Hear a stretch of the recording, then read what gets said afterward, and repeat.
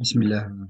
بسم الله بسم الله الحمد لله الحمد لله اللهم يا ربي لك الحمد كما ينبغي لجلال وجهك وعظيم سلطانك. اللهم يا ربي لك الحمد حتى ترضى، ولك الحمد إذا رضيت، ولك الحمد بعد الرضا. اللهم إنا نعوذ برضاك من سخطك، ونعوذ بمعافاتك من عقوبتك، ونعوذ بك منك. لا نحصي ثناء عليك أنت كما أثنيت على نفسك. يا مقلب القلوب ثبت قلوبنا على دينك، يا مصرف القلوب صرف قلوبنا على طاعتك. يا مغير الأحوال غير حالنا إلى خير حال، يا أرحم الراحمين يا رب العالمين. وصل اللهم على سيدنا محمد عبدك ورسولك النبي الأمي وعلى آله وصحبه وسلم تسليما. ما بعد, Inch'Allah, notre sujet ou notre thème de ce soir, Inch'Allah, de ce Ramadan al-Karim, ce sera la générosité et les dons. Avant ça, Inch'Allah, salam alaykum wa barakatuh, salam alaykum mes frères, mes sœurs, Inch'Allah, agrée nos œuvres, notre jeûne, nos sadaqat, notre prière et tous les actes, et tous les œuvres sincères pour lui, subhanahu wa ta'ala, dans ce mois béni. Justement, c'est le mois de la générosité. Avec le Ramadan Karim, Ramadan al-Karam ou al-Joud. On va essayer de voir ce thème un petit peu. Il y a beaucoup de choses à dire dans ce thème. On va essayer justement beaucoup d'insister sur ayat et des versets, et des hadiths pour voir un petit peu l'importance de ce noble caractère qui est le don et la générosité, l'islam.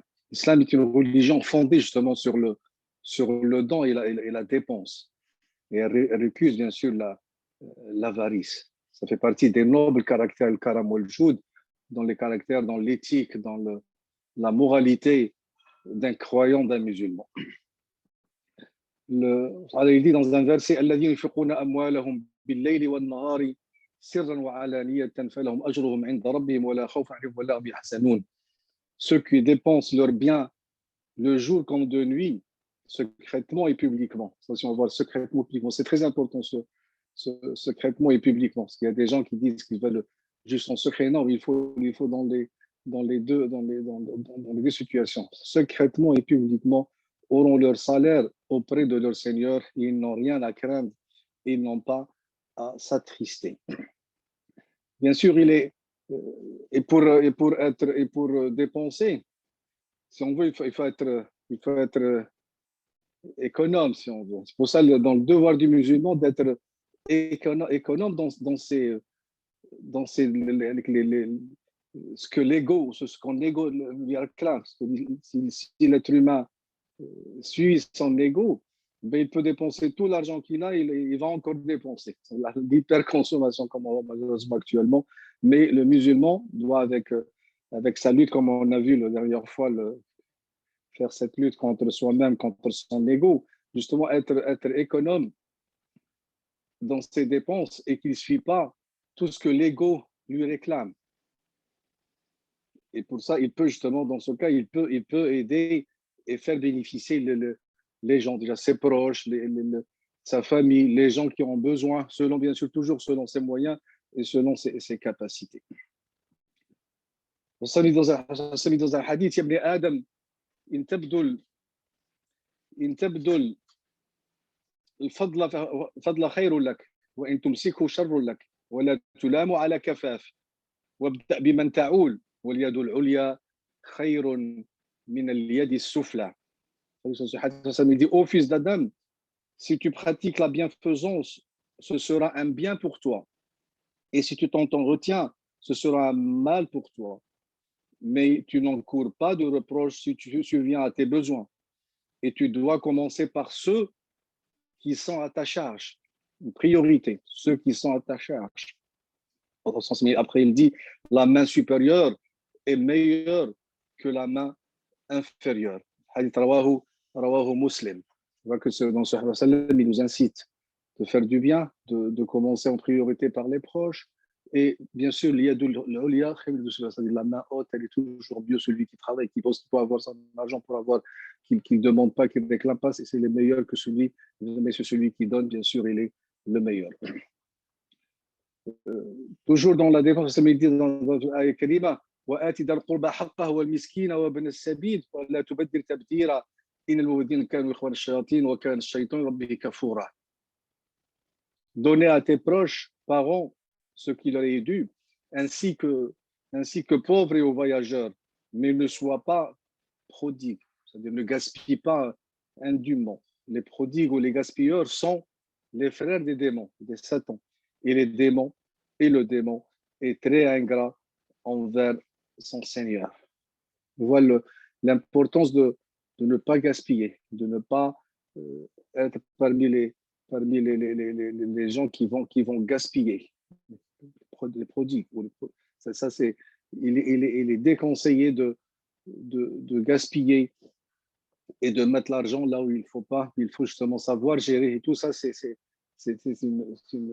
une éducation, un effort à faire sur l'ego pour ne pas la suivre et pour ne pas gaspiller et pour être toujours trouver un équilibre entre ce qu'on a besoin, pour nos proches et après toujours laisser une part pour les nécessiteux, pour les pauvres, parce que ça fait partie des caractères des croyants et des musulmans, toujours c'est dans leur bien, il y a une part, selon les moyens, selon mes moyens, selon mes capacités, mais il y a toujours une part aux nécessiteux, aux gens qui sont dans le besoin, les gens qui sont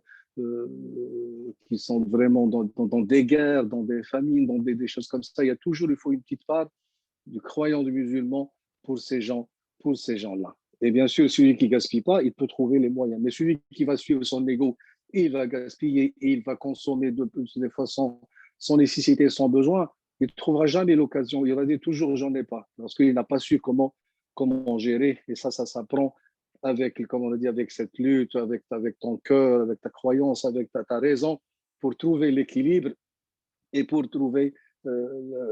laisser ou trouver cette part pour le nécessiteux ou pour celui qui a besoin, ou le pauvre, ou le voyageur, ou les proches familles.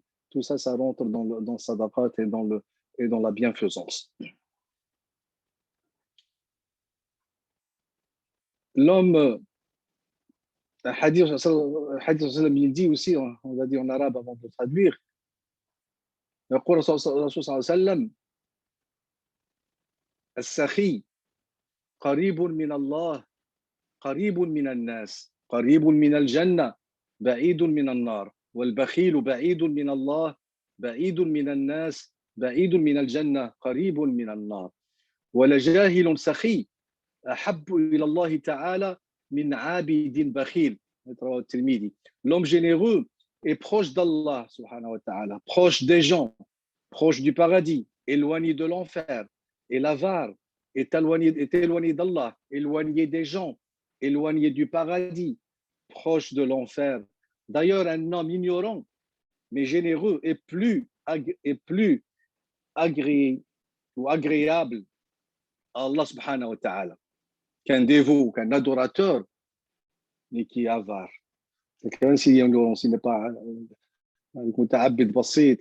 un adorateur simple, mais il est mieux que celui qui est un grand dévot, un grand adorateur qui va pas arrêter de faire toutes les sortes d'adorations, de jeûne, de salat, de tout ce qu'on veut, mais il est avare. Ça colle pas, ça marche pas. Il va mieux aimer celui qui a peu d'adoration, qui est même ignorant, et il est généreux mieux que celui qui est un grand adorateur, mais il est avare et il ne laisse pas une partie de ses biens pour les gens nécessiteux, pour les gens qui sont dans le besoin. Ça, c'est un principe, c'est une valeur dans notre religion musulmane. La même chose, justement, il a fait que les gens, il y a une partie qui sont pauvres, d'autres parties qui sont riches, d'autres qui sont moyens, d'autres qui sont dans le besoin, d'autres qui sont dans les guerres, dans les famines, dans les catastrophes naturelles, dans tout ce qu'on veut, ce qui existe et qu'on le voit autour de nous. Justement, ça, c'est comme une épreuve, des défis, justement, entre les gens. Il y a des gens qui sont pauvres, il y a des gens qui sont riches. Il faut justement cet équilibre pour aider ces gens-là. Monsieur, on peut me dire que l'État, elle est là malgré l'État, elle fait ce qu'elle veut, mais il y aura toujours des gens que les biens de l'État ou tout ce qu'ils ne vont pas y arriver. Et des fois, même l'État, elle est dépassée. Heureusement, alhamdoulilah, comme actuellement, on a plein d'ONG, plein d'associations. Même nous, tous les cas, on voit aussi des jeunes qui s'investissent dans, et ça c'est très bien que les jeunes s'investissent on en parlera, Inch'Allah, justement pour aider les autres. Il y a toujours ces organisations, ces ONG, ces associations humanitaires qui font un travail énorme, qui aident beaucoup de gens. Et malheureusement, des fois, les États, ils ne peuvent pas, ils s'en sortent pas, ils ne peuvent pas subvenir aux besoins de tous les gens. Et là, ça, c'est demandé, recommandé. Ça, c'est une épreuve pour nous, en tant que musulmans, ou même en tant qu'humains. En tant qu'un être humain, c'est un défi.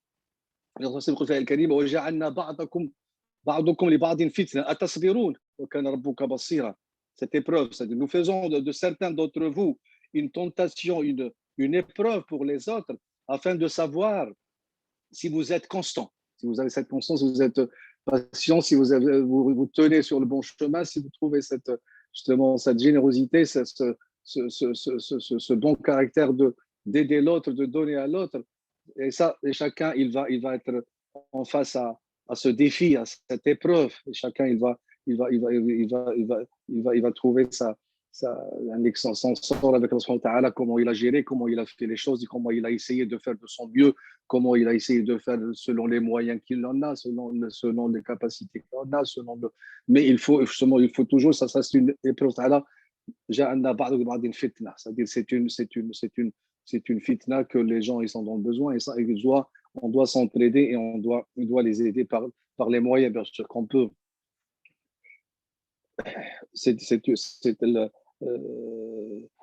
Il insiste sur la dépense, il va même un petit peu nous piquer, nous montrer un petit peu que voilà, on vous demande de faire ça et on vous demande de dépenser et vous le faites. Ça veut dire, dans un verset du Coran al-Karim, ها أنتم هؤلاء تدعون لتنفقوا في سبيل الله فمنكم من يبخل ومن يبخل فإنما يبخل عن نفسه والله الغني وأنتم الفقراء وإن تتولوا يستبدل قوما غيركم ثم يكونوا أمثالكم. Ça c'est un verset très fort, celui qui va le méditer, qui va le comprendre. C'est un verset très fort qui touche le croyant, le musulman. Il le dit. Voilà. Vous voilà appelés à dépenser vos biens dans le chemin dans le sentier de Allah subhanahu wa ta'ala.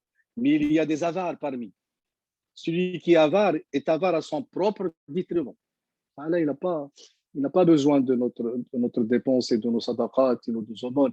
Mais c'est justement avare à son propre détriment. Allah est celui qui se suffit à lui-même et vous êtes les pauvres. Allah, il nous dit, Allah, il n'a pas besoin, il suffit à lui-même et c'est nous qu'on est des pauvres. Comme j'ai dit, ce verset, il est très fort. Celui qui le médite, eh ben, il va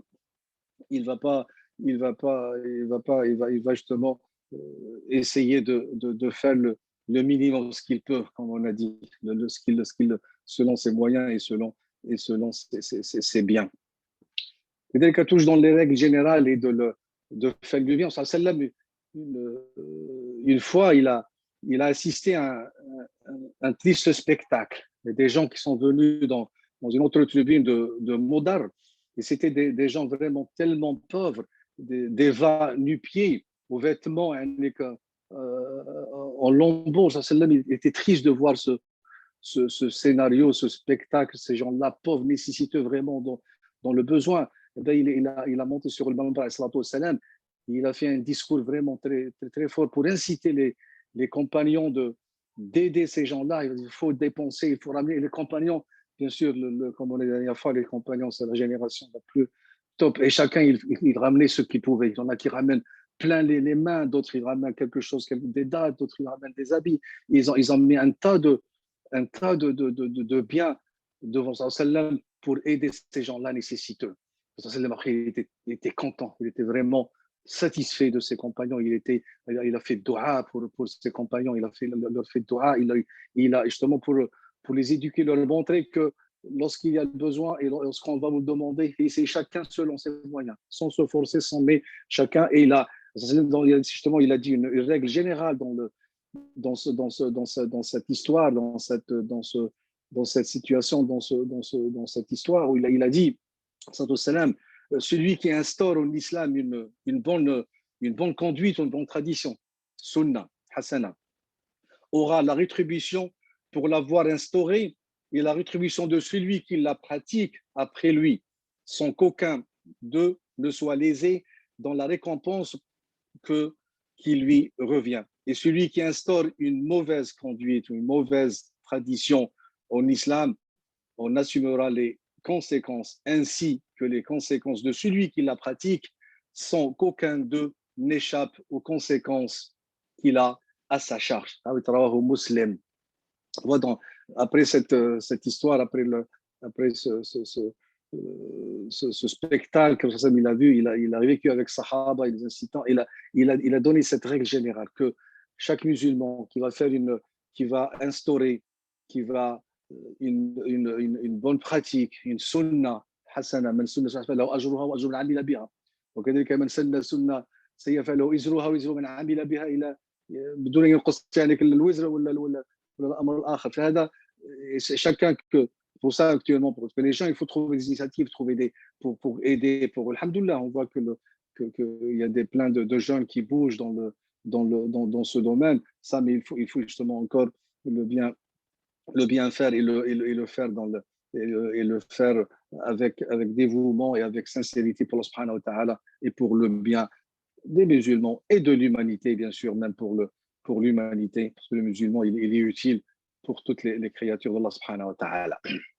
Ça, euh, et, et on sait que c'est pas facile de faire du bien, ça aussi, de faire, parce que et de donner, parce que la nature humaine ou l'être humain est de nature enclin à aimer les biens. من طبيعة الإنسان يعني مجبول على حب المال والحرص عليه. Il est enclin d'aimer les biens et aller convoiter, de les garder, de ne pas vous.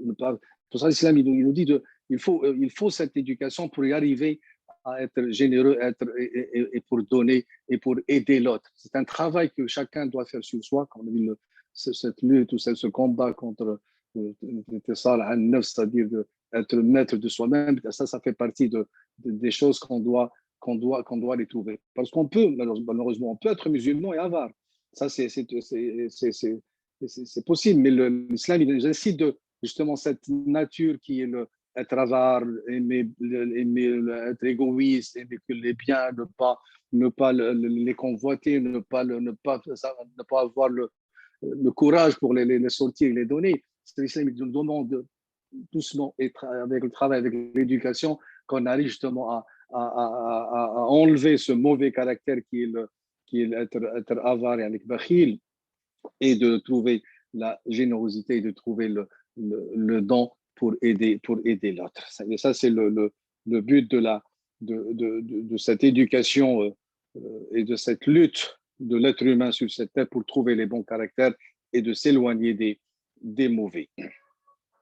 هذا من طبيعة في المعنى صلى الله سبحانه وتعالى يقول في الآية الكريمة قل لو أنكم تملكون خزائن رحمة ربي إذا لأمسكتم خشية الإنفاق وكان الإنسان قطورا مقصد وكان الإنسان قطورا إنسان طبعا l'humain un petit peu dans sa nature il est avare. Traduction de ce verset dit si vous étiez maître des trésors de la miséricorde de mon Seigneur, vous les conserverez, de peur de les dépenser. L'homme est très avare. L'homme est très avare. Mais le musulman, le croyant, il ne faut pas qu'il reste dans cette situation. Il faut qu'il s'améliore, qu'il ne reste pas qatour, qu'il ne reste pas tellement avare, très avare.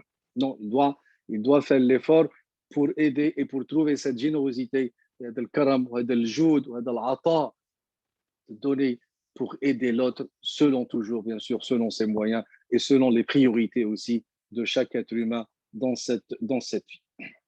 L'effort justement à faire c'est ce combat, cette lutte contre soi comme on a parlé dans d'un des thèmes l'intisar عن النفس, ce combat entre soi pour justement y arriver. C'est parmi les chantiers ou parmi les domaines où l'être humain doit faire un effort pour ne pas rester bakhil s'il est croyant, pour ne pas rester avare et pas très avare. فاتقوا الله في آية كريمة أخرى فاتقوا الله ما استطعتم واسمعوا وأطيعوا وأنفقوا خير أنفسكم ومن يوق شح نفسه فأولئك هم المفلحون. C'est ça cet effort que le musulman doit faire. C'est-à-dire فاتقوا الله ما استطعتم. Chacun selon ses capacités. Craignez Allah autant que vous pouvez. Parmi l'éducation والتقوى من الأمور كلها من كذلك الانتصار على النفس في هذا dans ce domaine de l'avarice, d'être avare. Craignez Allah autant que vous pouvez, écoutez, obéissez, faites l'aumône, ce sera un bien pour vous. Ceux qui seront préservés de leur propre avarice, voilà ceux qui seront heureux ou qui réussissent. Ceux qui peuvent justement se préserver de leur propre avarice, on dit que chacun il a on est avare dans nous-mêmes en tant qu'être humain. Ceux qui seront préservés de leur propre avarice, voilà ceux-là qui seront heureux, qui vont être, qui vont réussir. L'aumône ou les dons, ou le sadaqa font avec sincérité, bien sûr aussi, on sait que les bienfaits des dons de sadaqa, on a tellement de bienfaits qu'on va citer quelques-uns pour avoir une idée que sadaqa aussi c'est un remède pour beaucoup de choses, pour le croyant, pour le musulman, et c'est des bienfaits aussi pour beaucoup de sadaqat.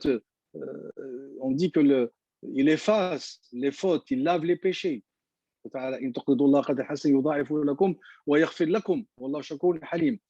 C'est-à-dire, si vous faites un beau prêt à Allah subhanahu wa ta'ala, il vous le rendra avec abondance et il vous pardonnera.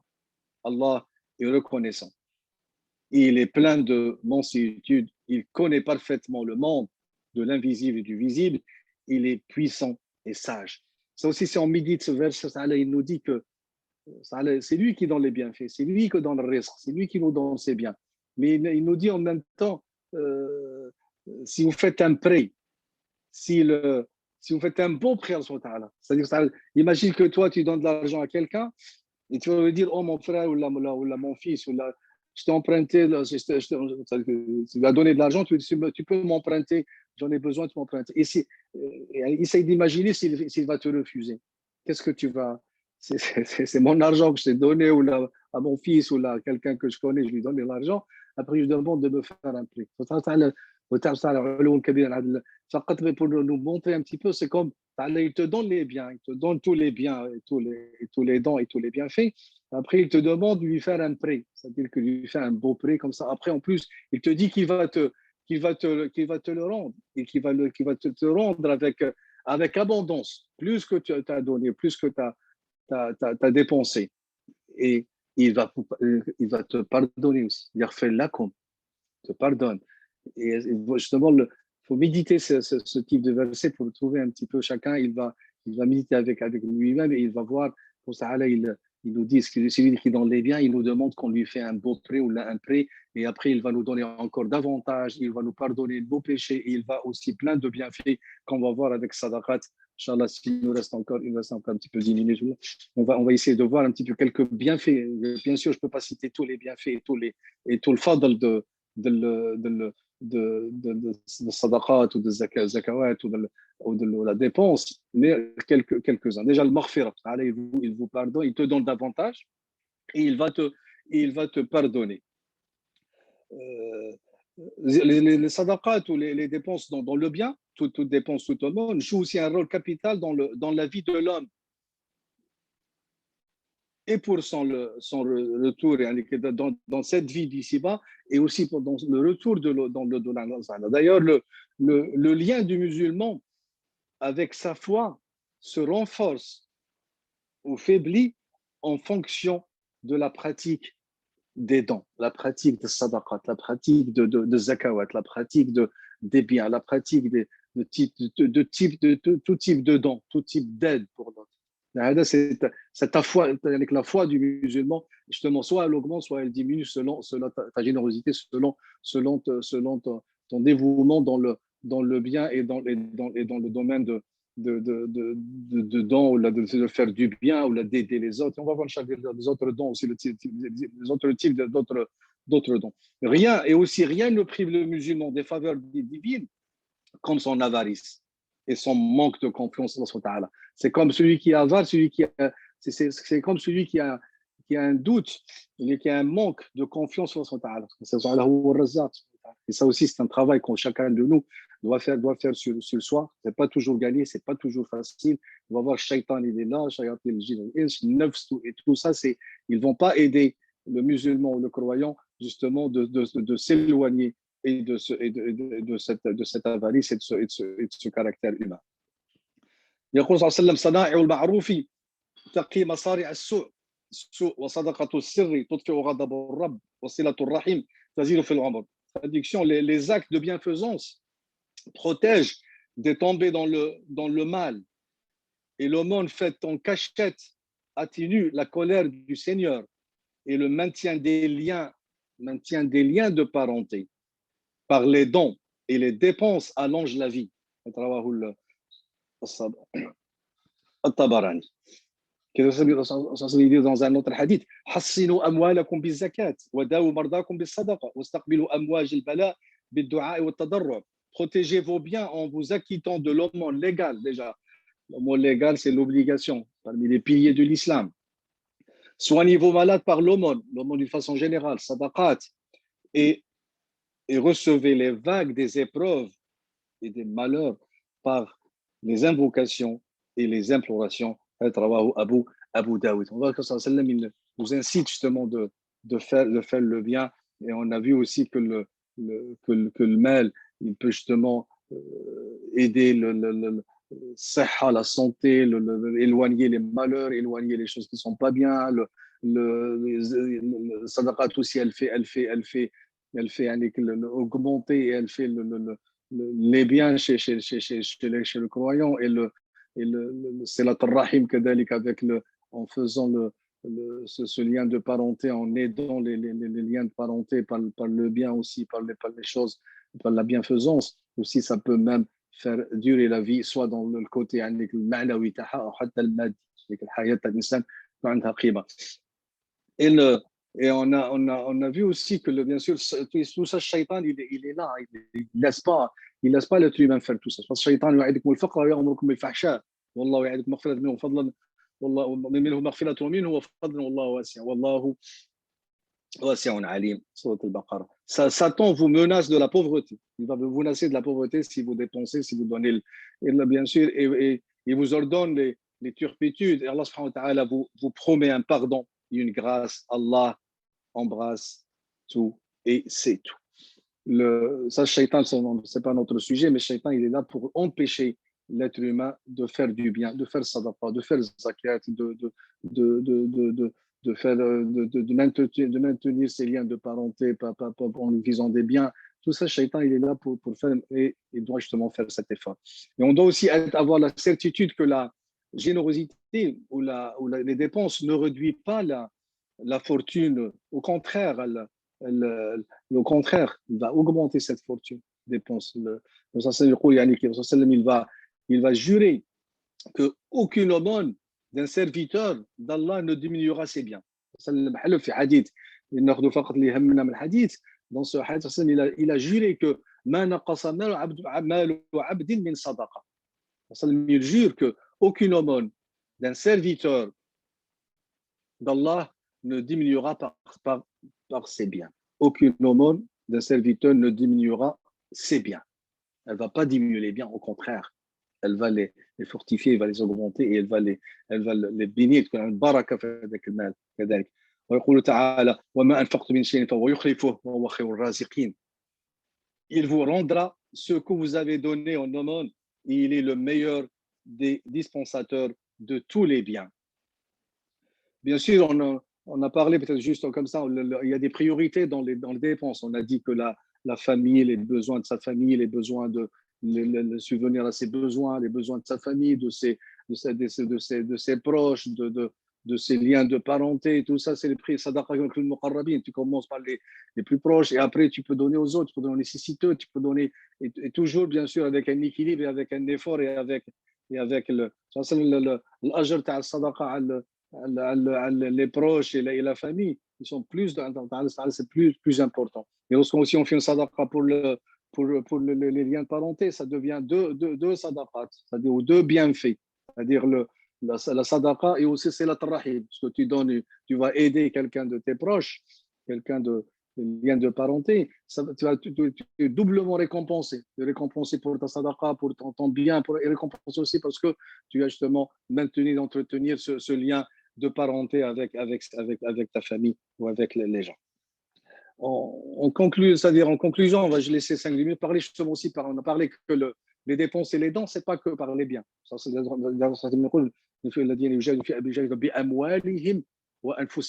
vrai, le mal en premier parce que c'est toujours plus difficile de lutter avec son argent, de dépenser son argent, mais aussi, c'est pas toujours aussi facile aussi de lutter par sa personne.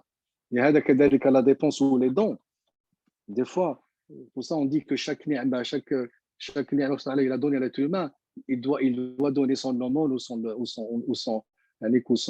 ou une sadaqa. Et aussi, il y a beaucoup de types de sadaqa sans donner de l'argent. Quelqu'un qui n'a pas d'argent. Malgré que j'ai dit, même celui qui n'a pas, il donne le minimum. Celui qui a, il doit s'habituer à aider. Même s'il peut donner 1 euro, il donne 1 euro. C'est-à-dire qu'il faut c'est une éducation. Donc, il va lui donner. Il peut ramener à n'importe quel moment et n'importe quel temps. C'est lui qui détient un risque. Il est bien. Mais on ne doit pas dire que moi, j'ai rien, j'ai peu, je donne pas. Non, tu dois donner selon tes moyens, selon tes capacités, selon ce que tu peux. 10 centimes, 20 centimes, 50 centimes, mais c'est quelque chose le musulman doit faire cet effort justement pour y arriver à faire sortir, à donner. Et bien sûr, après, si on n'a pas beaucoup à donner, on peut donner aussi par les autres types de dons. Et ça aussi, c'est très important. C'est-à-dire, si on ne donne pas les biens, si on ne donne pas de l'argent, si on ne donne pas je fais cet effort par les dons par le sens. Par exemple, par mon temps, si j'ai le temps pour faire du bien, pour aider les nécessiteux, pour aider les gens, c'est aussi le temps, c'est de l'argent. Quelqu'un qui dépense son temps pour faire du bien, pour aider les autres, pour être utile, pour rendre service aux autres, ça aussi, c'est de la dépense, c'est sadaqa, c'est des dons, c'est الجود والكرم انك تجود بوقتك avec ton temps. Et ça aussi c'est important. Il y a des gens qui peuvent donner de l'argent et ne peuvent pas donner de temps. Mais celui qui donne les deux, c'est encore le meilleur, bien sûr. Mais on doit au moins, par montant, aussi, c'est un type de dépense, type de don, par montant, par mon intelligence, par exemple. Si j'ai raison, je peux aider les gens, je peux aider aussi organiser des choses, organiser des collectes, organiser des choses qui peuvent aider les autres, aider les gens dans leurs études, si je peux aider. Je dépense de mon intelligence, de ma raison, organiser des choses, organiser des associations pour aider, des associations dans tous les domaines, à aider les gens de certain âge, aider les enfants, aider les gens dans le soutien scolaire. Mais tout ça, c'est par mon intelligence, par ma raison. Je peux, par ma science aussi, ce sens dans tous les domaines aussi, par ma science, si je peux aider les autres, guider les autres, ça aussi, c'est par la bonne parole. Il y a des gens qui font pas, et même pas la bonne, par exemple, pas par le sourire. Un sourire à ton frère, c'est une sadaqa. C'est-à-dire, ça aussi, c'est un type de dépense par l'utilité, et tous ces types de dépenses, ce sont importants dans la religion musulmane de dépenser par ses biens et par sa personne. Le temps, l'intelligence, l'utilité, faire du bien, faire de sunnah hasana, comme ça l'a bien dit dans cette règle générale, ben sunnah hasana, quelque chose de bien que les gens, ça va être utile pour les gens, ça va être pour les gens, pour les musulmans, pour l'humanité, pour la nature, tu dois justement dépenser. Et ça, le but, si on veut, de ce thème de ce soir, justement, que chaque musulman, la mahala, il doit dépenser. S'il n'a pas beaucoup de biens, il dépense le peu ce qu'il peut. Et après, il dépense de son intelligence, de son temps, de son utilité, de sa raison, de la bonne parole, du sourire, de tout ça, ces choses-là, ils peuvent aider et ils peuvent ils peuvent justement, l'être humain, il peut lutter, et qui luttent avec leur bien et leur personne dans le chemin d'Allah. Ceux-là sont les véridiques. والذين يجاهدون بأموالهم وأنفسهم في سبيل الله أولئك هم الصادقون. Il y a plein de versets dans ce sens et plein de hadiths dans ce sens, mais Inch'Allah se contenter de ce qu'on vient de dire. ونسأل الله تعالى أن يتقبل منا وأن يغفر لنا وأن يرحمنا وأن يوفقنا إلى ما يحب ويرضاه وأن يهدي لأحسن الأخلاق فإنه لا يهدي أحسن إلا أنت إلا هو ويسعى نسيه إلا هو سبحانه وتعالى, qu'il nous guide justement à lutter contre notre ego, contre notre avarice, et pour être utile et pour dépenser dans le bien et par les biens et par notre personne. Et bien sûr aussi, n'oublions pas aussi le faire dua aussi, comme chaque fois l'imam il le rappelle, faire dua à nos frères, surtout les jeunes ou dans leur association ou dans leur ensemble qui font des choses bien dans ce mois béni. Les gens qui font l'iftar, les gens qui préparent, les femmes qui préparent, les gens qui ont donné de l'argent, les gens qui organisent, les gens qui font les livraisons, les gens, et tout ça, c'est de la dépense. C'est ça. Si on veut la dépense, elle est regroupée, par exemple, dans ce travail que les gens, qu'ils ont cette initiative de.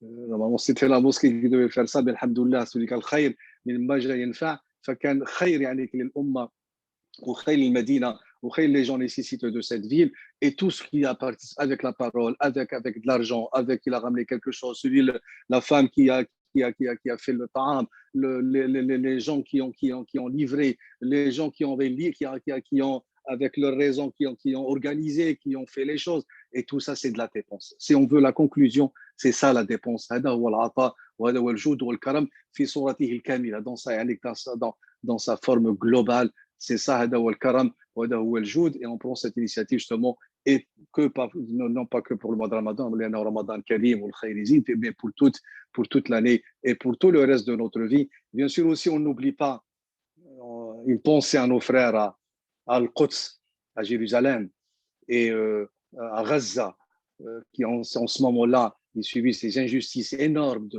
du colon et de le mustamir et de le ghasib, l'adou, qu'on ne l'oublie pas avec nos pensées, avec nos doigts, avec nos dépenses aussi. Nos dépenses par l'intelligence, nos dépenses par l'argent, les dépenses par le kalima tayyiba, les dépenses par justement